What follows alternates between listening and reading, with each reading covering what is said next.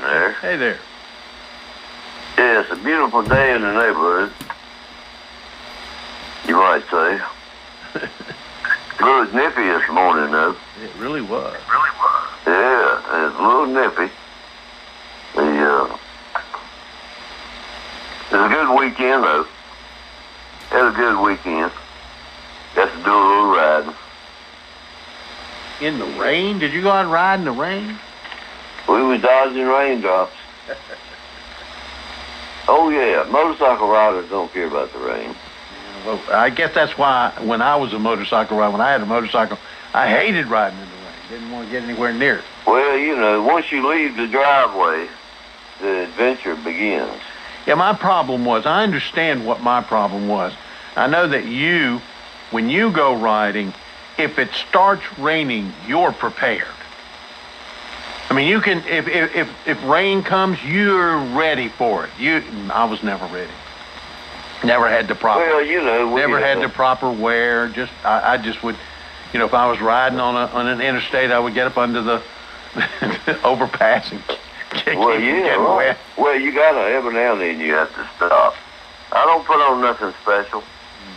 When the rain comes, I got rain suits. I don't wear them. Most time the rain don't last that long, no way.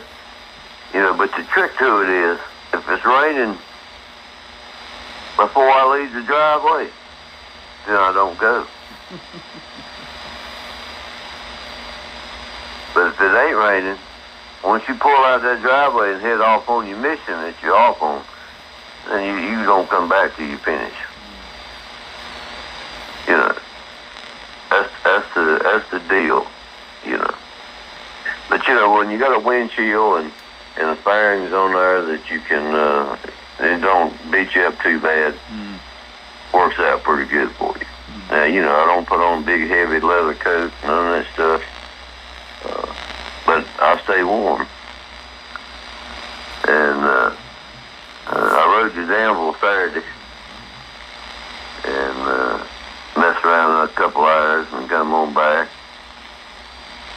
And then I was off on a mission yesterday. PGR ride. But anyway, it is, it's going to be a beautiful day today. It's going to be a little chilly, about 40-something high, I reckon. But it's still going to be a pretty day, I guess, till the planes start spraying, so then things will change. I called the cat over at the Buffalo Airport and talked to him the other day. Asked him about any planes leaving out there spraying chemicals into the atmosphere. And he said, no, they hadn't sprayed none since the 70s. But he couldn't explain why the vapor trails that the planes left stayed up in the air so long and then unfold like a big cloud, fog. He couldn't explain that part. Well, it's easy to explain. Those are ice crystals, and they just are moving around up there in the jet stream. Simple as that. Yeah. Not complicated at all. Not complicated at all. Yeah, okay. We ain't worried about that. It's just a theory anyway, because, the only ones that's doing the spraying, most times the military anyhow. They doing Vietnam, they sprayed that mess in the clouds over there too. No, they didn't spray that in the clouds. They sprayed it on the ground. Well, they did put the other stuff on the ground, but they sprayed that too. They sprayed the clouds so it would rain more. Wash out the trails. I watched the video on it. Made sense to me. And, sometimes you just have to believe what you see.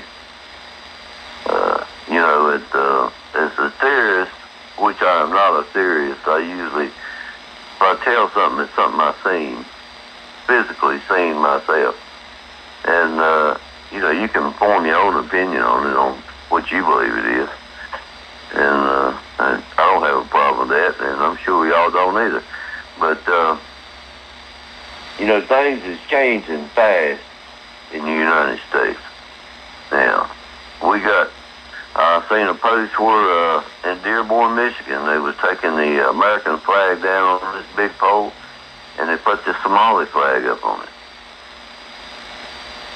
Now, I wonder why they would do that. You know, the Somalis is hating on America right now. They in the streets up there in New York City shouting death to America. Doing prayer in the street, ringing that, blowing them horns and call to prayer 5 times a day. Man, Dominic's got that going on now, blocking the traffic. Yeah, but they want the citizens. They want the citizens to shovel the snow out the streets. Well, they got enough Muslims up there. They could getting the snow out wouldn't be no problem, but they ain't gonna shovel no snow because, we brought them in here and we have to keep them up. It's our job as taxpayers to make sure that they don't fall below the poverty level. That we furnish them with plenty of money so they can have big houses and nice cars and take big trips and stuff like that. And I ain't saying all of them is involved in it, but I ain't seen none of them standing up and saying anything against it. We denouncing these Muslims over here because they got hate speech going on when they say death to America. Death to America. What does that actually mean? It means that they want to kill all the Americans. They don't care about Americans or Christians. Death to America. That's what Mandami's got going on. Look at Texas. Look what's going on in Texas. They got the biggest Muslim population in the United States, they say, in Texas. You got to do a little research on it to find some of this stuff. But it's there. And they want to keep it quiet, but at the same time, they don't care. They want to say death to America in the streets of New York City. Now, can you imagine that? Can you imagine that? Same thing in Dearborn, Michigan. They get caught for the fraud, and it's that old congresswoman. She says, "Well, it's the Americans' fault." She said Somalis is the best thing for America. The group up there, the best thing for America, but they want to shout death to America. Makes no sense, does it? I wonder why. Just something for the people of Alamance County to ponder on. All the gas stations is run by some kind of Indian or something, Harry. That's from somewhere overseas. They got it made, Harry. Got it made. The taxpayers are keeping them up. You said something that isn't true, and I wanted to... What did I say? You said Texas had the largest Muslim population. It does not. Texas doesn't have the largest. New York. New York's number 1. California's number 2. Illinois is number 3. New Jersey's number 4. Texas is number 5. Oh. Well, I apologize for being a little ahead of myself, Harry. Thank you for bringing that to my attention. Right. I didn't. When you said that, I didn't know. I wanted to find out my own self. See, I'm like you. I don't believe what people tell me. I have to look it up. Well, I was reading a post, and maybe it may not have been the biggest population of people, but it had the biggest developments of housing being built just for Muslims.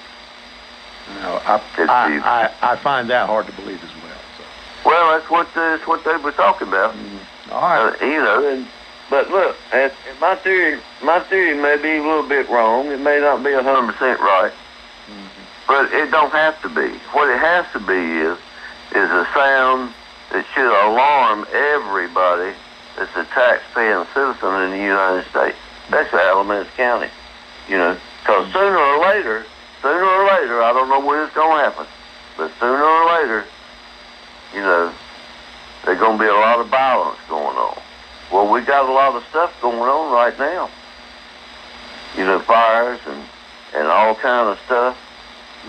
When the fire happened in California, they blamed it on the wildfires, is what they tried to do, but somebody started the one that burned up that little neighborhood. And they didn't have no water. It just burned down. Mm-hmm. All right. Now, and Newsom ain't built the first house back yet. Now, what does that tell you? Well, they built a few back, but yeah, they should have already built back hundreds and hundreds of them, but California is just a mess when it comes to stuff like that. Well, that's that fine leadership they got out there. Yeah. All right. Appreciate it. You have a good day. Take care now. 222-9224. Let me tell you about the folks over at Carolina Auto. Sharp boys, Brandon and Doug. They're Carolina Auto. They are something special. They really are. If you need a new-to-you automobile, you need to stop by and talk to them. That's right. They're over there on North Church Street. You can just pull right on the lot. They've got vehicles on both sides of the street. They've got SUVs and pickups and vans and sporty cars, luxury cars, mid-size, full-size, smaller vehicles.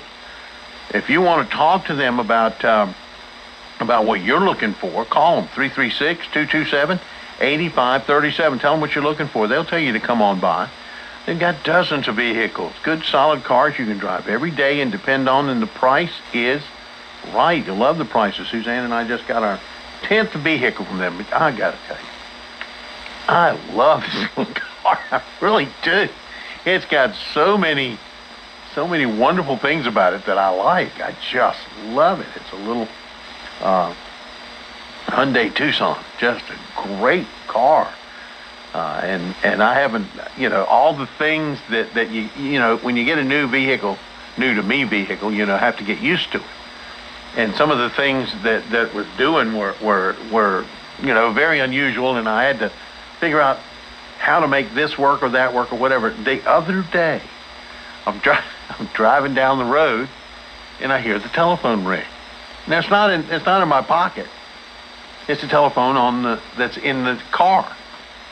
And I'm going. So I pushed one of the little buttons that says telephone, and Suzanne's right there. I'm just talking to her on the radio. Now, all you people out there who have had your telephones linked to your car forever, I buy old cars. And so this is the first one. Suzanne has her she drives more than I do, the Subaru. She's got that linked. The truck doesn't link anything, and the Spitfire doesn't link anything. So. But all of a sudden, I'm talking to people on the telephone coming out of the radio. I love it. So if you need a new-to-you automobile, talk with Brandon. Talk with Doug. They're ready to fix you up. You'll be just tickled to death. You'll be riding home in your new-to-you automobile. Tell them that you heard us talking about them on Talkline. You're listening to WBAG Burlington Graham. This is Christy Culler, your clerk of Superior Court. I've spent more than 30 years in the legal field and over 15 years serving in the clerk's office. Experience matters because our courts depend on accuracy, integrity, and steady leadership for the people we serve. And, the first vote was 4-1, which I think the 4 are the Republicans. And I think the board is getting guidance from the previous mayor. No, the 4-1 was the 4-1. She voted against it. She was the only one that voted against moving it. No, the mayor didn't vote. The mayor voted to leave it there. That's what I'm saying. Leave it where it is. That's what I'm saying. The other 4 voted to move it. Correct. But you said the new mayor was a Democrat. I'm saying that the previous mayor. Oh, okay. All right. Okay, the previous mayor is, all the people that ran for the council were endorsing each other, the Republicans, and I think it's political. And I think it's to show that, she was the only one, the Democrat was the only one that wanted to leave it there. So I think it's a power move saying, you might be the new mayor, but we control the board. And, if it's that, which I think it is, it's become kind of a free speech area, too.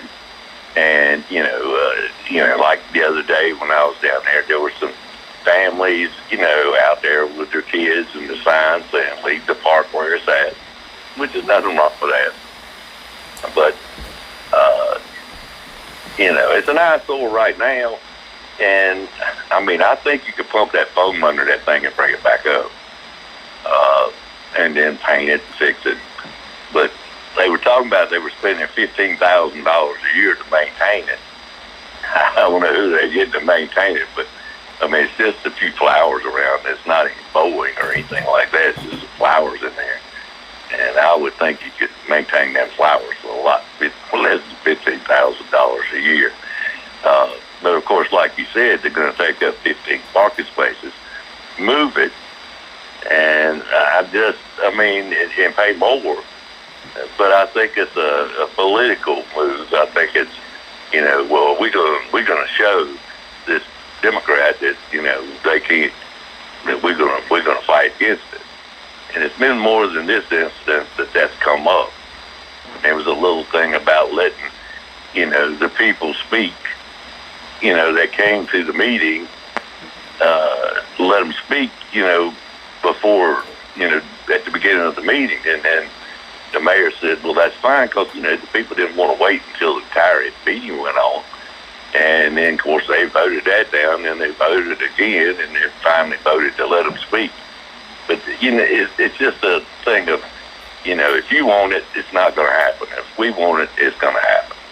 And I hate that. I hate that for the lady. I don't know anything about the lady. I think they run a construction company. But, it's just like a power situation. And there's somebody outside of there that has been in there that might want that corner. Because they own a lot of property already in there in Graham, and who knows? There's a lot of politics in this. And I don't think they're even listening to the people. I think it's all politics. And that's sad. If the people want it left there, leave it there. And fix it and go on.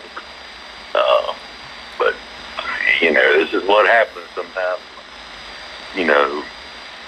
Mayors change and councils change, and it gets to be a kind of a, we'll show you, like what's going on in Washington, D.C. now. You got Mitch McConnell up there. Don't even know where he's at anymore, voting against the SAVE Act. Why would you vote against the SAVE Act? It just, and then like the Democrats, it doesn't matter what comes out. If it's an 80-20, 90-10, and it's something that Trump's come up with, or it's no. No. And then when their constituents are telling them out there that 80% of them want the SAVE Act, but yet they're going to vote 100% no for the SAVE Act. Why would you want to have? Why wouldn't you want your elections to be secure and fair? This kind of, we used to do things, when Clinton was in office and we had a Republican Senate and a Republican House. Our economy. They worked together, and we had a budget surplus. And Ronald Reagan, Tip O'Neill. That they just seemed to get on. They don't want to work together on nothing. And we can't. And it goes on in counties. It goes on in cities.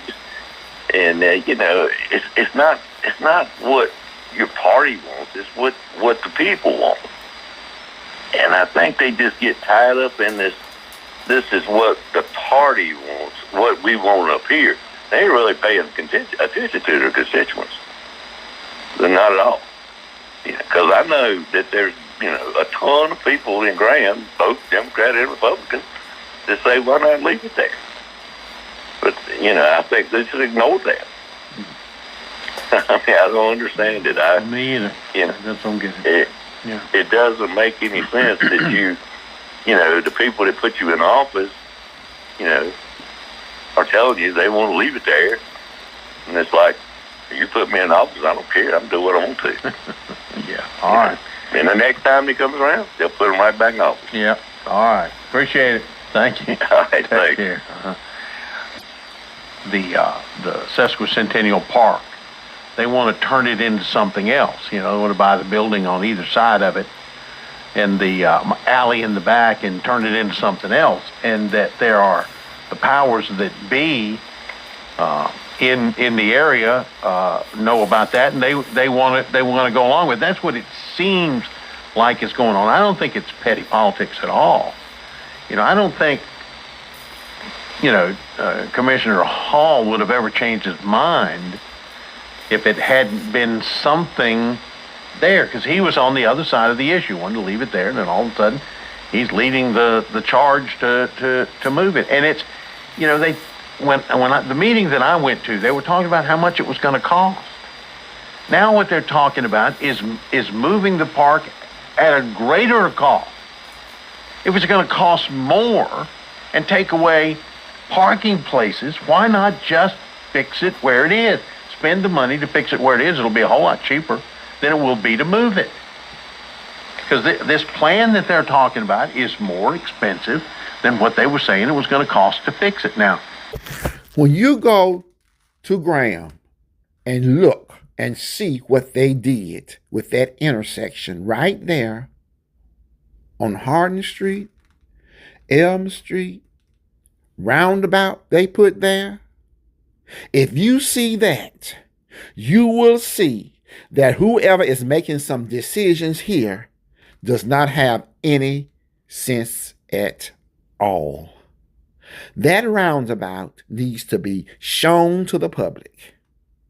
That is a total embarrassment. They have had so many accidents, and that's just recently been put there. That thing is disgusting. It's horrible. Then you go to Alamance Crossing.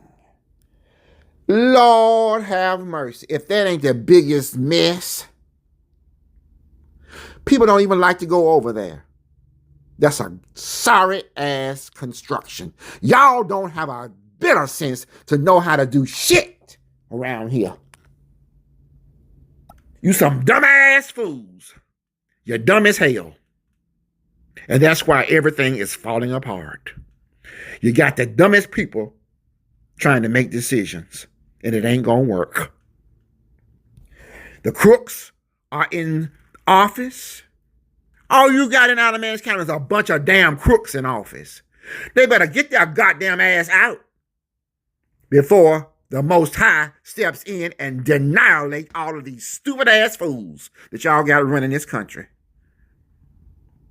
You ain't nothing but a goddamn ignorant ass pile of fools running the country, tearing it down. Stupid ass fools. Stupid ass fools in power. Being sheriff is about being a leader. A leader who will provide officers with the training and tools to do the job of keeping themselves and our communities safe. all right, let me tell you about a Carpet's Dream Carpet Cleaning. What a wonderful group of people. That's a family-owned business. They in a formal investigation that would result in fines and other sanctions for policy advisors, calling it a catastrophic failure of internal controls. The company, which was suspended, had suspended trading fees and pledged a roughly $70 million customer protection fund, says it's fully cooperating and has boosted its around the clock. Now, they've managed to get back about 99%, but still there's 1% out there of this crypto said they're still chasing users who managed to unload more than 100 Bitcoin, which is worth about $9 million.